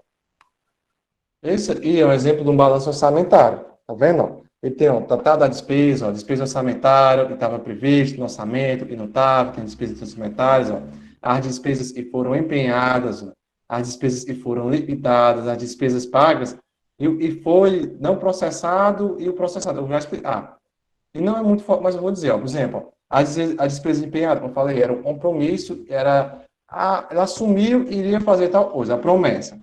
Desses 1 bilhão e 596, ele só efetivamente assumiu a obrigação 1 bilhão e 501. E dessa diferença, desses 884 milhões, tá certo? Ou seja, o resto a pagar não processados é a diferença entre o empenho, o que foi empenhado e foi liquidado, tá certo? Essa é a diferença do resto a pagar não processado, só para vocês se situarem, tá certo? Já as despesas pagas, ó, ele foi efetivamente liquidado, ou seja, ele efetivamente assumiu a obrigação em 1 bilhão e 511, mas ele efetivamente só teve um desembolso de 1 bilhão e 501. Então, ficou de obrigação para pagar para o próximo semestre, no próximo ano, 9 milhões, 9 milhões 990. Tá certo? Então, esse é só um exemplo de um balanço orçamentário que nós vamos tratar ele melhor no, no próximo momento, tá certo? Aí ele também traz as despesas por função, tá certo? Tá bom? Deixa eu ver, ainda falta. Acho que eu estou errado. Não, tô errado. Pronto. O balanço patrimonial, como eu falei, tá certo? Ele vai abranger a questão do lado do ativo. Você vai ter créditos a curto prazo e a longo prazo, parte do imobilizado, do intangível, né? Imobilizado, né? São os bens incorpóreos, intangíveis, os bens imateriais, tá certo? Os créditos, os direitos que ela tem a receber no curto e no longo prazo, tá certo? As obrigações trabalhistas e previdenciárias, assim, a curto e a longo prazo, tá certo? Viu? Né? Ele recomenda assim também, eu vou agilizar, porque já está um pouco mais em cima, tá certo? Um pouco menos de 20 minutos, para a gente ver o próximo tópico. Eu já falei muito parte do balanço, eu mostrei até o exemplo, né? Aí tem a questão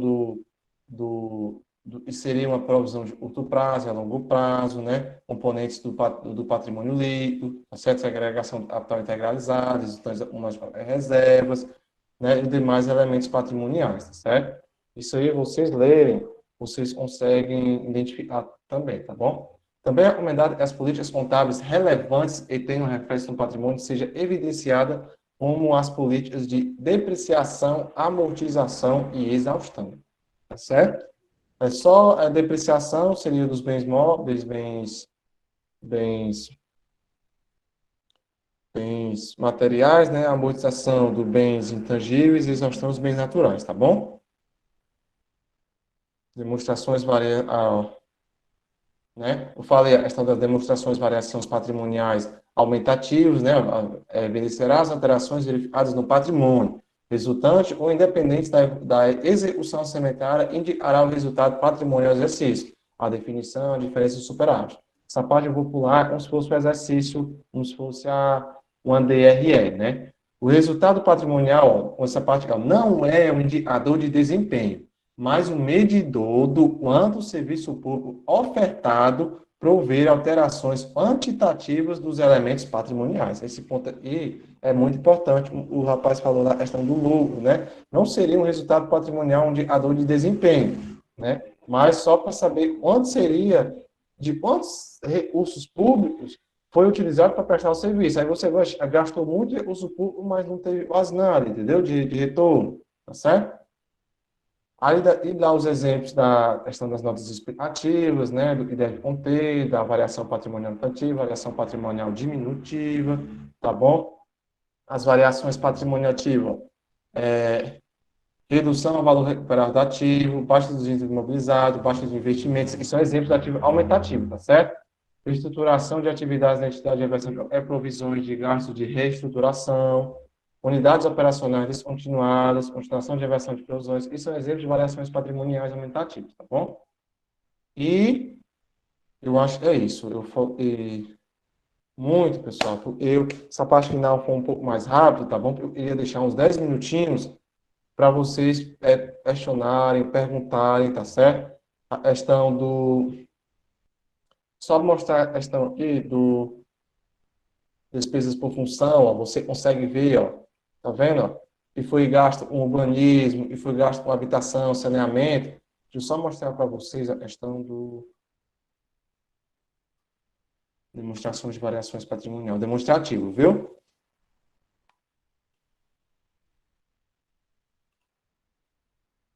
Ó, essa aí é um exemplo de um demonstrativo das variações patrimoniais quantitativas do estado patrimonial do período. Tá vendo?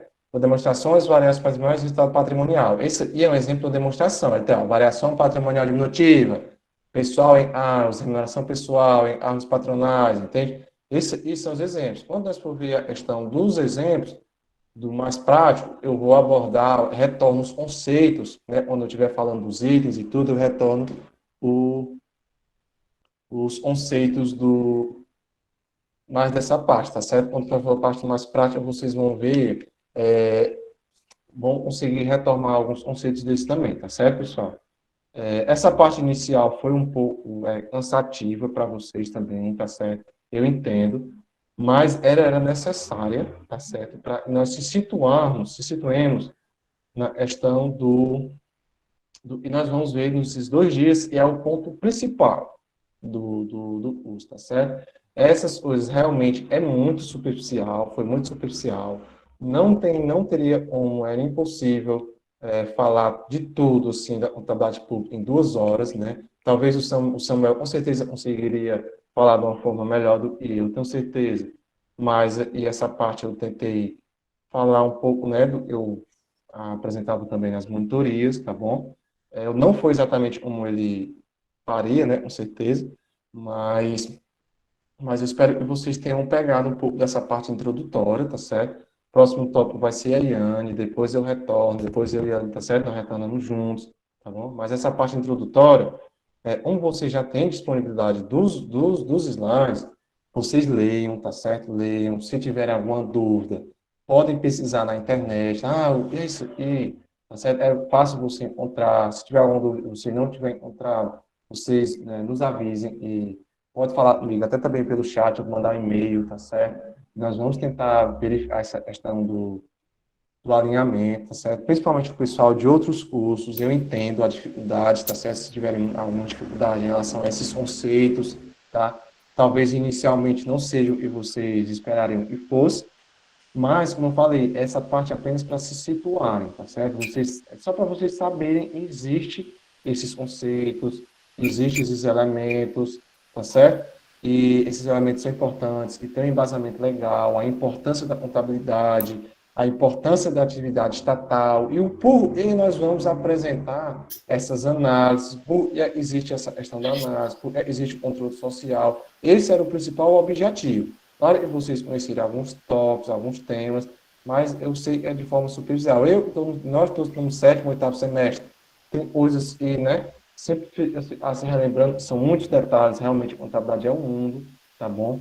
Mas eu deixo aberto para vocês se tiverem alguma fala, alguma dúvida, tá bom, Iane? Você também, tá?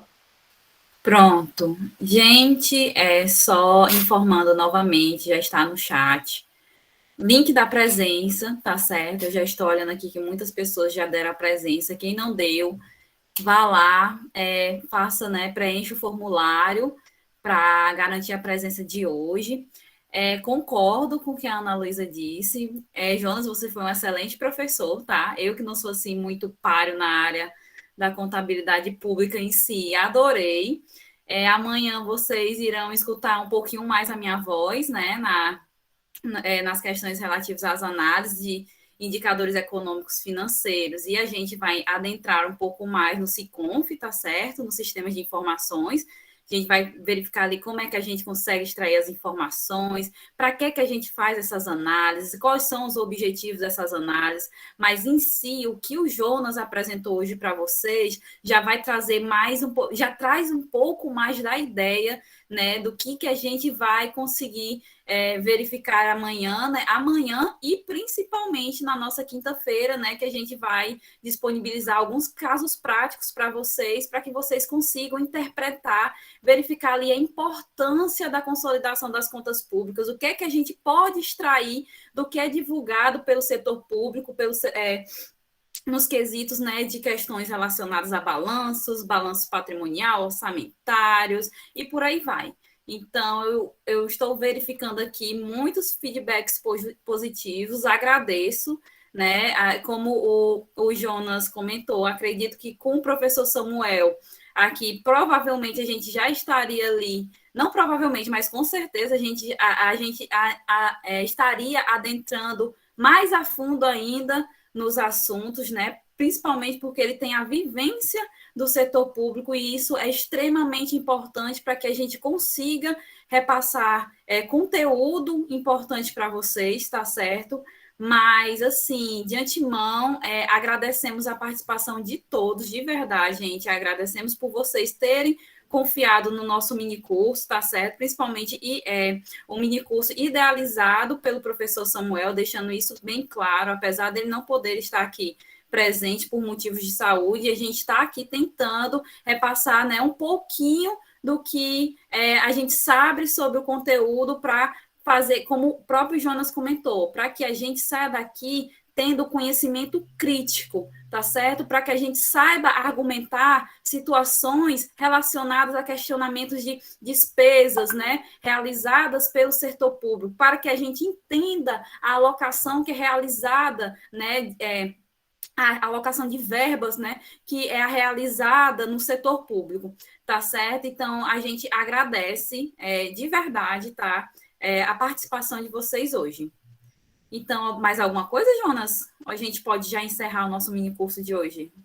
Pronto, só deixar em aberto, né, pessoal, se alguém tem alguma dúvida, pessoal, se vocês Pronto. tiverem algum comentário, tá bom?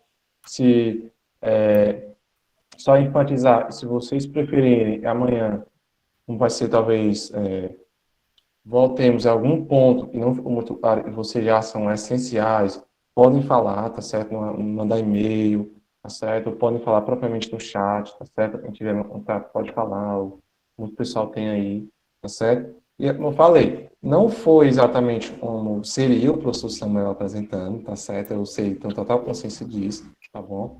Mas eu acredito que eu pude repassar um pouco, tá certo? Eu aprendi com ele nesses anos, nesse período de monitoria, nesse período de orientação, tá bom? E deixar meu agradecimento a ele também, né? Ele vai ver a questão dos vídeos depois, e se sem a ideia dele, né, o esforço dele, nós não estaríamos hoje fazendo esse projeto, tá bom, pessoal? Então, agradecemos muito mesmo você, e peço que realmente entendam a questão dessa dificuldade, e porventura tivemos o que poderia ter por falta do professor, tá certo? Mas fazemos sempre um jeito para que nenhum de vocês saiam prejudicados, tá certo? A Larissa tem alguma Obrigado, coisa pessoal. para falar? Pode falar, Larissa. Ligar o áudio. Você E isso, levantou a pode ligar mão? o áudio, pessoal. Dá para ouvir? Ligar, Tá, sim, tá ótimo, perfeito. Pronto, é só um comentário mesmo para o Jonas. Hoje foi o Jonas quem falou mais, né? Então, o comentário é voltado a ele. Para continuar nessa linha, né, nessa linha de raciocínio, eu quero comentar muito sobre a dicção dele e sobre a fala dele muito democrática. Foi muito fácil de compreender. Eu sou do curso, então eu estou citada, mas qualquer outra pessoa de outra área que esteja assistindo, eu acho que conseguiu aproveitar pelo menos 90%, por conta da dicção, por conta da fala, das palavras escolhidas, e tudo isso mostrou do domínio que ele tem sobre o assunto. Ele comentou muito sobre o Samuel. Lógico, o Samuel tem, sei lá, anos de experiência e uma experiência prática, vivida ali, dia a dia. Então, o Samuel não dá para comparar, né? Mas continuo por esse caminho que eu posso dizer que eu aproveitei muito bem o curso, mesmo eu já estou no último semestre, falta para passar o TCC, mas a gente sempre aprende, sempre renova o aprendizado. Entendi, é isso. Parabéns. Eu gostei da aula de hoje. Vamos esperar para amanhã agora. Show. Muito obrigado, viu, pessoal? Muito obrigado Gente, mesmo. Fico só uma muito coisinha. feliz. Desculpa, Jonas. Assim, vocês se incomodariam da gente registrar esse momento, por favor, por favor, por favor. Se vocês pudessem abrir a câmera, o Jonas fechar, ou se vocês, assim, só para eu colocar e para ter esse registro, por favor. Jonas, dá para tu tirar a apresentação, parar? Deixa eu só colocar aqui. Para mosaico. Show. Por favor, quem puder ligar a câmera, né? Uma professora no remoto implorando.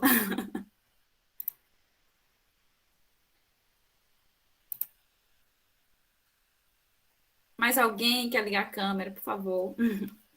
Vou pegar aqui e fazer o registro. Deixa eu ver só se eu consigo pegar mais gente, né? Ah, pronto. Agora eu tô pegando mais gente.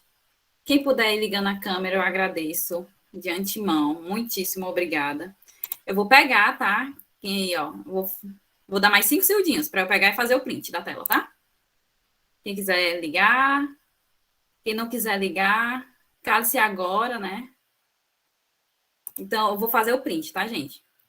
E, ó, já dá um sorrisão aí para a tela. Pronto, fiz o print. Vou fazer só mais outro por garantia, tá certo? Rapidinho. Só mais outro por garantia. Pronto. Gente, muitíssimo obrigada. Muitíssimo, muitíssimo obrigada. E a gente se vê amanhã, tá certo? Mesmo horário, 7 horas, de 7 às 9 horas. Uma boa noite para todos, tá? E até amanhã. Boa noite, obrigada por hoje. Muito obrigado, foi massa. Valeu, chefe. Boa noite, foi ótimo. Muito obrigado. Obrigada, pessoal. Boa noite.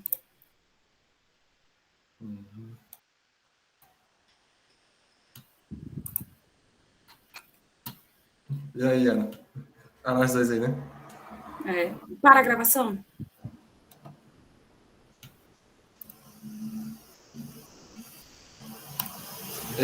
Ei, patrão, desenrolado, viu, Jonas? Tu aí desenrolado. Ô, meu homem.